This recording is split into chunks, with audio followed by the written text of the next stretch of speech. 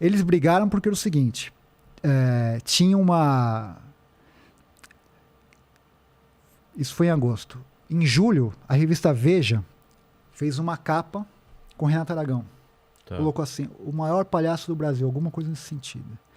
E na matéria começou a falar era uma matéria muito longa, citou de passagem Dedé, Mussum e Zacarias, e começou a elencar uma série de bens do Renato. Por exemplo, a Granja Comari, que hoje a seleção brasileira treina, quem vendeu foi o Renato Aragão. Era do Renato Aragão. Caramba! O Aragão ele comprou da família Gingli. E depois ele vendeu para CBF. Era dele. E ele quis fazer isso. Ele falou, não, eu quero provar que um cara que é nordestino, que veio por baixo, que pau de arara, essas coisas todas, pode fazer parte da elite e tal. Entendi. Ele comprou essa... E aí começou na matéria, falou, ele tem a Granja Comari, tem uma casa na... Sabe? O estúdio onde a Record não era dele? Era também? ele consegue multiplicar o dinheiro, é incrível. Não assim, é o tino empresarial dele O é estúdio fabuloso. O estúdio grande. Era a RA. RA e virou Agora é da Record. Record, né? E aí, com essa matéria, que assim, foi o fator determinante dessa separação de Que 83... é um mérito dele, né? Ter ganho Total. muito dinheiro. O que pegou foi que os caras não estavam ganhando tanto dinheiro, é Então, isso? aí o que acontece? Os empresários, amigos do Dedé, Mussum e Zacarias, falaram, olha só, ele tá milionário. Vocês estão ricos, mas vocês não estão milionários. E começaram a fazer a cabeça deles. E, de fato, quando a gente fala da questão do Renato, dos 4 na Globo, ele tinha realmente o maior salário. Porque ele era o cara que era a estrela principal, apesar de que eu sempre falo que se ele não tivesse os outros 3, ele não seria ninguém. Ele mesmo diz assim, que ele não consegue fazer piada sozinho. Claro, precisa de Né? escada, Ele precisa. Então eu sempre enxergo aquilo como se fosse uma banda.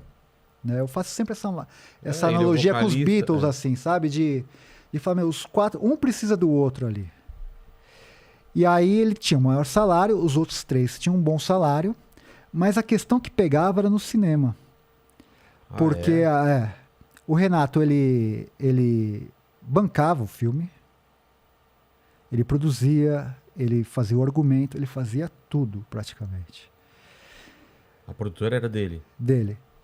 E os outros 3, quando chegavam para fazer o filme, eles chegavam como atores. Eles recebiam um papel e faziam o papel deles lá ali e tal. E ganhavam cachê. E ganhavam cachê. Então era natural que o Renato ganhasse mais. O risco também era maior dele, né? Não tinha nenhum, assim, risco entre aspas, porque assim, a gente sabia que os filmes dos Trapalhões eram sucesso garantido.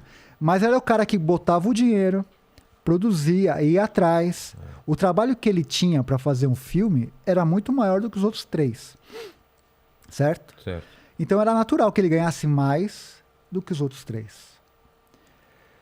Então, de 100% vamos usar essa numeração, de 100% do filme, a briga era em relação a isso. Porque o Renato ele ficava com uma porcentagem absurda e os outros 3 com a porcentagem irrisória. E falou, isso aqui tá bizarro que vocês estão recebendo. E dava muito dinheiro? Era muita diferença. Não, mas dava muito dinheiro? Dava muito dinheiro. Dava muito dinheiro. Se ele investia, sei lá, ele ganhava no mínimo 5 vezes mais, né? Porque os filmes dos Trapalhões eram sucesso. Né? Ele fazia uma puta produção. Numa época que o cinema brasileiro, ele sustentava o cinema brasileiro.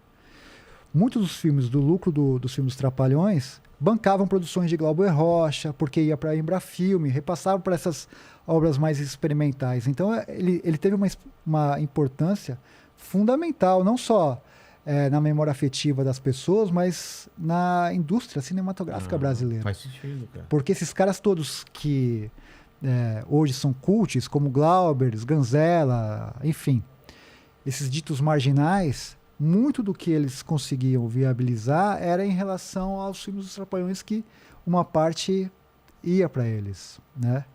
E o Renato nunca foi de usar lei de incentivo, nada, ele fazia com o dinheiro do próprio bolso, né? O que também era uma coisa bem bacana. E os equipamentos que ele tinha era o que tinha de mais moderno. Ele contratava o melhor câmera, o melhor técnico de som, o cara foi para Marrocos, o cara fez tantas externas, tantos filmes legais, então ele tinha uma produção enorme. E aí teve esse racha por causa dessa porcentagem de dinheiro. Muito influenciada por esses caras que circundavam o Dedé, Mussum e Zacarias. Então eles romperam.